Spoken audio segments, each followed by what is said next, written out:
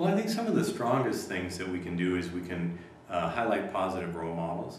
I think that we can develop policies and legislation to ensure that people understand how society is addressing some of its really hopes, dreams, and aspirations, which means if we hope that people have an opportunity to live a rich and fulfilling life, and we know that alcohol use and excessive alcohol use or drug use is going to impact that, then I think that we expect society to come up with parameters of acceptable use and ways to help people who make decisions outside of those parameters to come back in. And that's a responsibility of the community, that if we essentially draw a line in the sand and we say this is okay, this is not okay, then if somebody's not okay, how are we going to support them in making better decisions? What are we prepared to do to ensure the safety of everyone?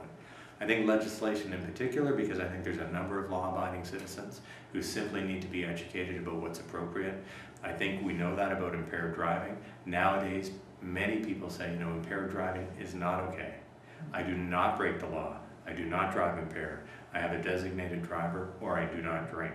Or I become the designated driver to assist my friends to make sure that we're not putting ourselves or others at risk. But I think that there's other areas. If you look at server intervention programs, if you look at how we distribute alcohol in this community, there are certain points where I think we could be much better around helping people address what probably is supporting an addiction or a habit. And we know of certain stores that sell individual beverages by the bottle. There's a reason people buy a nice cold one. It's for immediate consumption. Otherwise, they take it home and they put it in the fridge. And so I think there's some things there that we may look at and say, you know what, do we want to promote that? Is that something that we're comfortable with? Because we can change that through legislation. And that's not to penalize the people that have been doing it within the existing legislation. It just might be appropriate to change some of the legislation to say, you know what, we actually don't want that downstream. We don't want somebody zipping in on their bike, quaffing a few cold ones, and then taking back off onto the road.